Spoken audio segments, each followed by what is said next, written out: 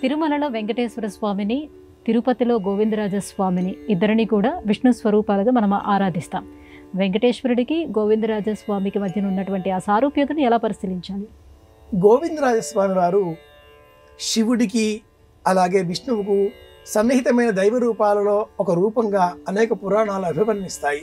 శివ పురాణాలలో కూడా గోవిందరాజస్వామి వారి స్మరణ పలు చోట్ల కనిపిస్తుంది. ఈ నామంతో కాదు, వైష్ణవ సంబంధితంగా చేసేటటువంటి స్మరణలో ఆకాశరాజు, పద్మావతి ఈ దంపతుల కుమారుడిగా ఒక పురాణం చెబితే, స్థల పురాణం చెబితే, మరి ఒక పురాణంగా సాక్షాత్తు విష్ణువు అంశగా గోవిందరాజు ప్రభవించినట్లుగా పురాణోక్త వాక్యం.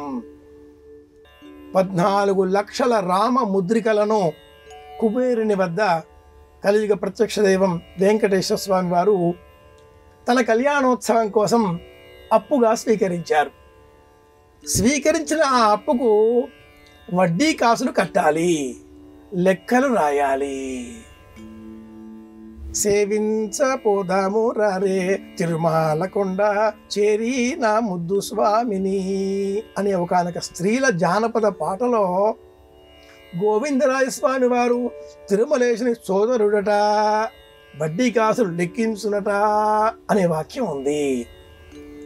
బిరుదురాజు రామరాజు గారు సేకరించిన స్త్రీల పౌరాణిక పాటలు అనే గ్రంథంలో ఈ వాక్యం మనం చూడవచ్చు. అలా స్థానిక ఐతిహ్యంతో గోవిందరాజస్వామి వారు తల క్రింద వడ్డీ కాసులు లెక్కించి లెక్కించి లెక్కించి అలసిపోయి ఆ కొలిచేటటువంటి కొలపాత్రను, దాని పేరు మానిక అంటారు, ఆ మానికను బోరగిలా వేసుకొని నిద్రించాట. అలాంటిదే ఆ చిత్రం, అలాంటిదే ఆ శిల్పరూప లావణ్య వైభవం. ఈ కథని చెబుతూ ప్రాచీనులు మన ఇళ్లలో బియ్యం కొల్చడం కోసమో, పప్పు ఇతర ధాన్యాలు కొలవడం కోసమో ఓ కొలపాత్ర వినియోగిస్తారు.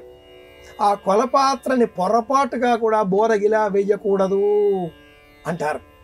అలాగే ఎదురింటి వాళ్ళు, పక్కింటి వాళ్ళు అరువు కోసం మన ఇంటికి వచ్చినప్పుడు, ఒకనాటి కాలంలో అండి, ఇప్పుడు ఎవరు రావట్లేదు, అలా వచ్చినప్పుడు కూడా ఆ కొలపాత్ర నిండుగా కాకుండా తల సేరు కొట్టి ఇవ్వడం గోవిందరాజ స్వామి వారి వద్దే ప్రారంభమైంది అని వేళాకోళంగా కూడా చెప్పేవారు.